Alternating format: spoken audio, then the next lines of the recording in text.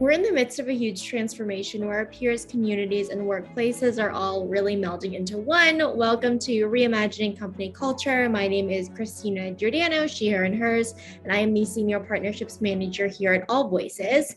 Today, I am very excited to welcome our next guest onto the interview series, Stephanie Lubin. She's the head of Diversity, Equity, Inclusion, and Belonging at Drizly. Stephanie, so good to see you. If you want to share a little bit about yourself for our listeners, including your pronouns, and when you were younger, do you remember how exactly you answered the question, what do you want to be when you grow up? Awesome. Thank you so much for having me. I'm so excited to have this conversation. I am Stephanie Lubin. My pronouns are she, hers.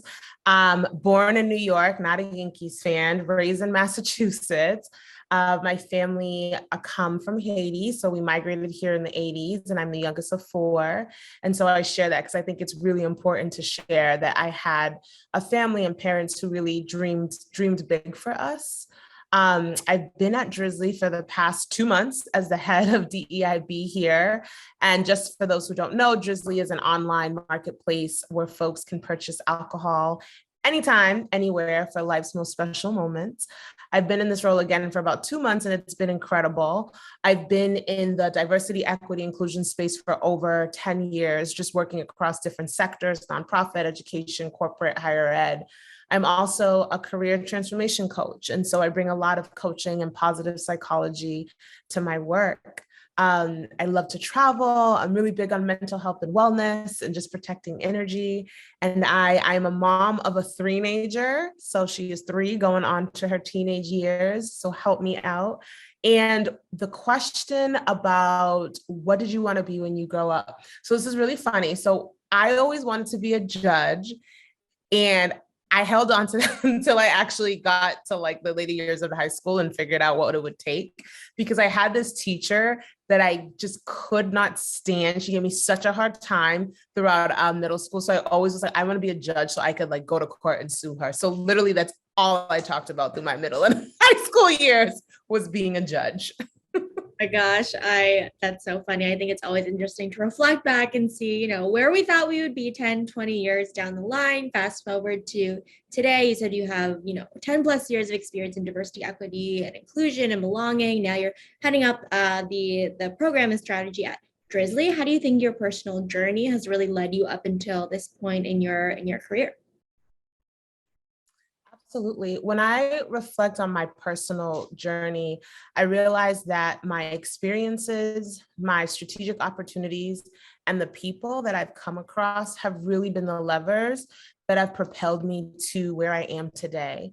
And so when I talk about experiences, right, I am a Black cisgendered woman, and it's really important to share that because that is my lens. So that's how I show up. That's how I lead. I failed, I've been fired, I've been successful, right? But each experience is so critical to learning and to growth and to really setting me up for that next move and so forth. And so I always share that in terms of experiences. When I think about strategic opportunities, right, I can almost strategize anything. So I'm the one that friends go to and they're like, I want to start a business or transition careers, right? And I really got into this work because I strategized. There was a moment at a nonprofit I was working at where there was a lot of change happening across the organization and a lot of need for us to really rethink our culture and diversity and inclusion. So I created like a job description for myself and presented it to our president at the time. And they were like, yes, this is awesome. You could do this. And I was like, can I? So this was, that strategic opportunity that I created for myself and took advantage of. And that's really how I dove into this space, and then transition into consulting and then working in the tech and corporate sector, and now heading up DEI at Drizzly. And then lastly, the people that I have worked with, my mentors who have guided me, my sponsors who have ensured that my name is in rooms where I'm not present, really have helped me to navigate my career immensely. And so I never underestimate the power of people. And I really believe folks are in your life, right, for a reason and a season. And you have to be really thoughtful and strategic about how you nurture those relationships, right? Because people have also been my biggest asset. I love it. I love that you broke that answer down into kind of the three different parts as well, and how we show up at work and how we show up in our personal lives as well. It's all interconnected too in terms of our experiences as well. We've seen a lot of kind of roles and kind of commitments pop up as well, whether it's on LinkedIn or in the news of folks really wanting to lean into their diversity and equity, inclusion and belonging strategies. I would love to know from your kind of experience in the field, what role do you believe private employers really play in creating more equity in the world? Yeah, there is a quote. I think it's a biblical quote, but it is to whom much is given, much is required, right? And so I believe as a private employer, right, you have a ton of leverage, a ton of resources. They take up a lot of space in the world, right? And I think with that role, there's an imperative to also give back, right, through social impact, through diversity, equity, inclusion, through really figuring out how your business and your voice can impact your industry and your world beyond dollars. It is a responsibility. I believe it is a requirement, right? And I think if we all did this as organizations and really took this approach and thought about that collective we, I think the world would be such a better place. And we really do need private corporations to do that because of the impact, the resources they have, the space that they take up. They can really drive equity. And I mean, we've seen it. We've seen it on social media. We've seen it constantly, right? And so we do need them, and there is a responsibility for them to do that. Absolutely. I definitely agree with you that it's an imperative. We spend about a third of our lives working, and the workplace, Yes. school, yeah, hybrid in person, it's just a microcosm of the community and society as well. So fast forwarding to kind of looking at Drizzly, I know you mentioned that you've been there for about 2 months now. I would love to know kind of what are kind of key pillars or goals you see right now for Drizzly's DEIB strategy, and kind of, where you see it going in the future? Yeah, I mean, there's been a ton of foundational work that has happened around DEIB at Drizzly, and it's been really incredible to like dive in and to learn and to talk to people and to really help co-create the next level of this work. I believe we are really well positioned to transform into that next phase because of the strong foundation that's been set, because of the commitment and the incredible leadership that's really leaning in at all levels. I'm still in the beginning stages, of course, of gathering data, still talking to people, really putting together a plan to really outline what our strategic roadmap is 5 years from now, 6 years from now. In the interim, I'm really focused on helping us achieve this vision, right, of setting that standard for diversity, equity, inclusion, and belonging, and really safe drinking, because we do work with a controlled substance. And so thinking about our impact in the industry from social impact to diversity, equity, inclusion. And we're starting to organize our work into these 4 pillars. Workplace inclusion. So just really thinking about how we create and foster a culture of inclusion that allows everyone to thrive and to do their best work. Workforce development. So how we think about retaining talent, attracting talent, but also supporting talent and people while they're here with us and meeting them and guiding them and supporting them through their careers here and when they leave us. Market integration. So really thinking about what is our impact from a business standpoint? How are we helping to uplift brands, BIPOC brands, and think about creating equity in that space for those groups? And social impact, really thinking about our work, our volunteerism, our corporate culture, and really engaging in our community. So that is sort of how we've started to really organize what our 4 pillars are, and really excited to continue to dive into really build out strategically, what does that look like 3, 4, 5 years from now? Absolutely. And I appreciate those pillars because I feel like they are really meaty. They're not just focused on external from Drizzly or internal as well. And it's all encompassing and very holistic when we're thinking about what does equity really look like. In terms of, you mentioned strategy as one of your superpowers. There's been a lot of conversations around the most effective structure for diversity, equity, inclusion, and belonging teams. What have you seen be the most kind of efficient structure as well in terms of accomplishing goals in the past, and why?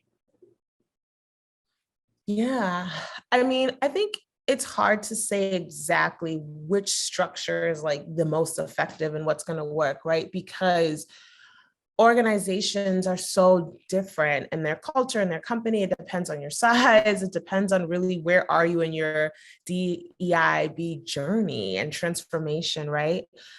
Research does state, there's a ton of research that, it is really important and impactful for strategic change to have diversity, equity, inclusion reporting and falling under the CEO.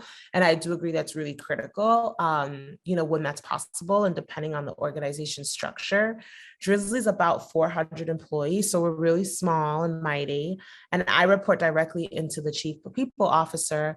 But I have direct lines with our CEO. I meet with him, I talk to him regularly, sort of share what I'm doing and communicate. And I think that's absolutely critical and important if we really want to do real equity and social justice change work.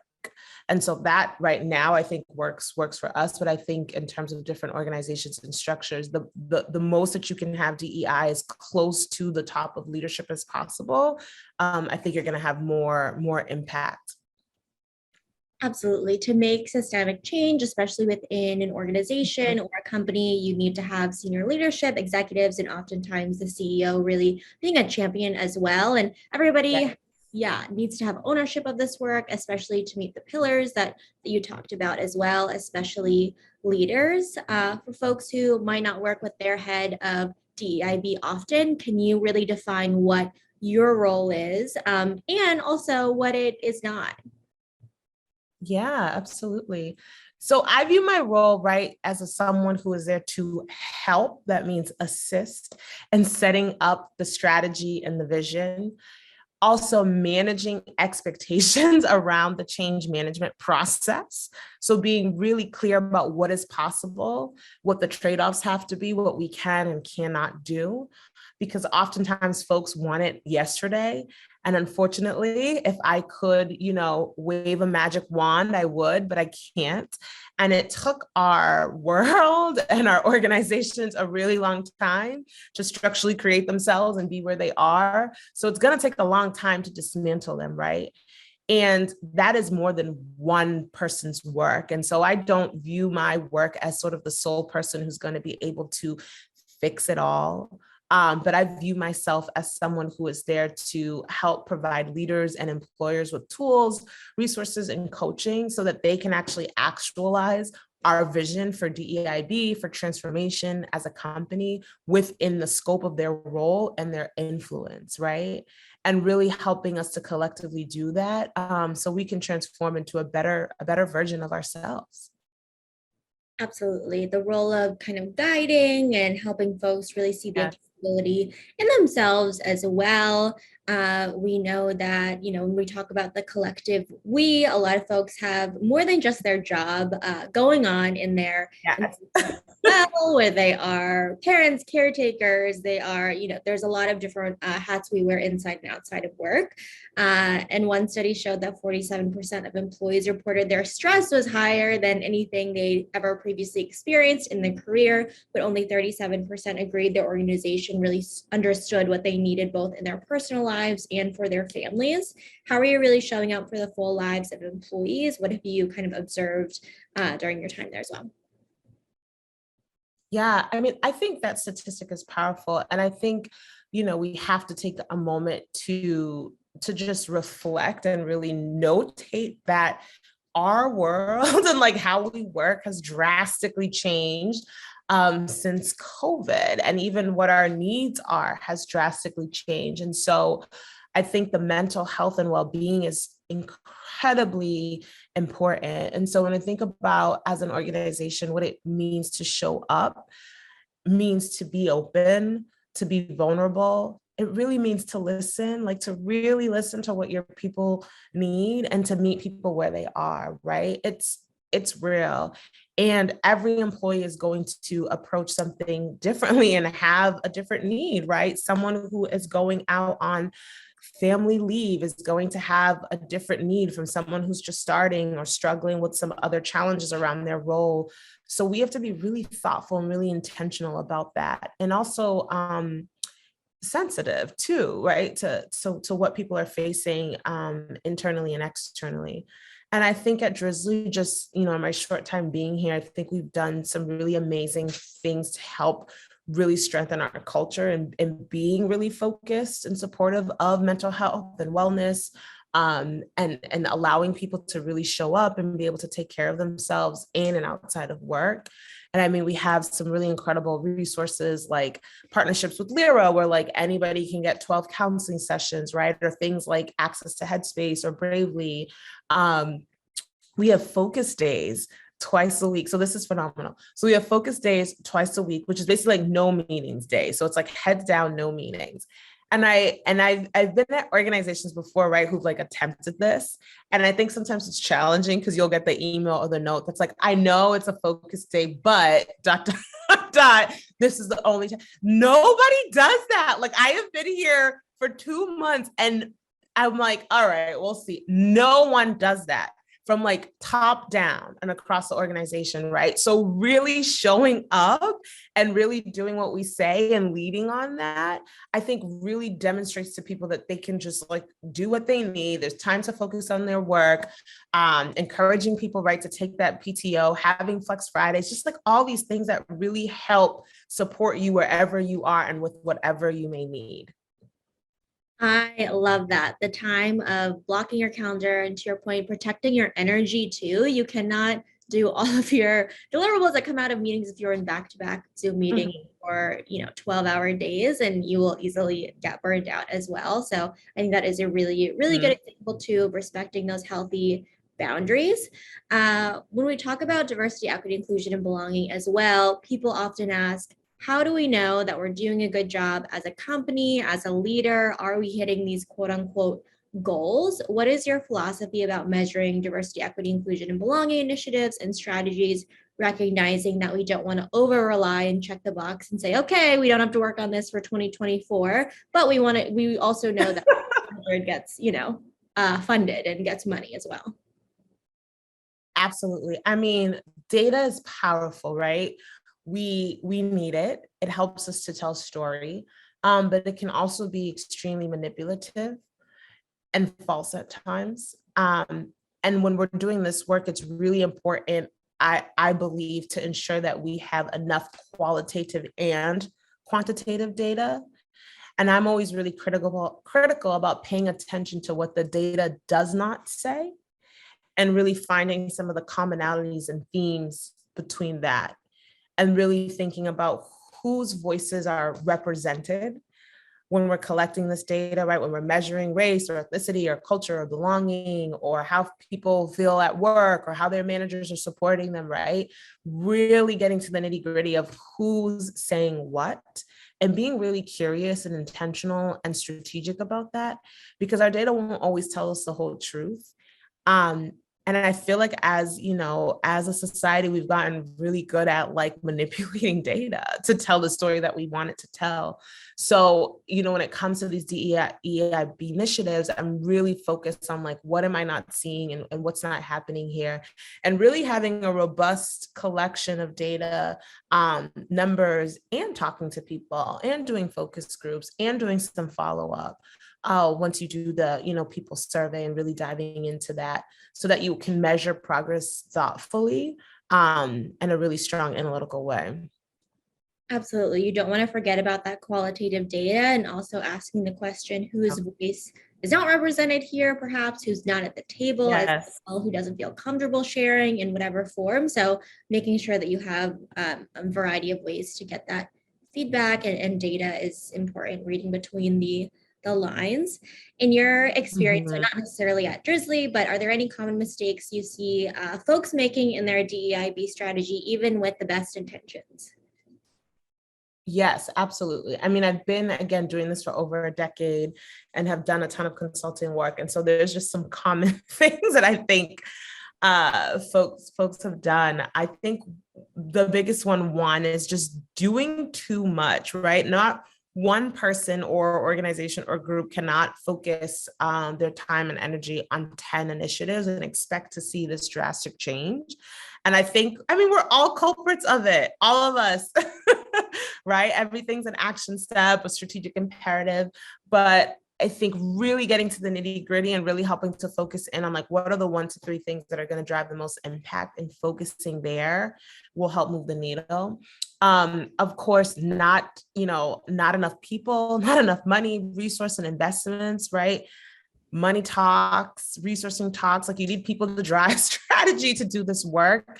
And so really not investing that is a huge mistake.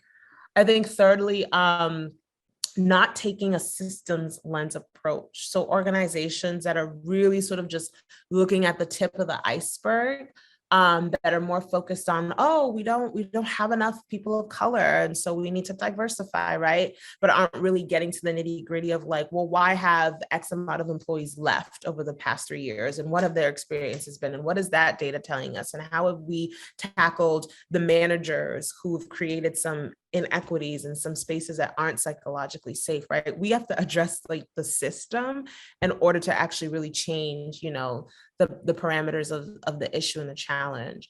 I also think like, folks try to like train their way out of things like, well, we could just train our managers on psychological safety, and we could just train our leaders on inclusive culture, and like do a 3-part series and think that, that checked the box. And we can't train our way out of everything, right? There actually has to be real systematic work and accountability founded by that, following that, and also not skipping the fundamentals. Like I've worked with clients who are like, we really want to like tackle anti-racism, and we want, not to have an anti-racist culture and like have a strategy.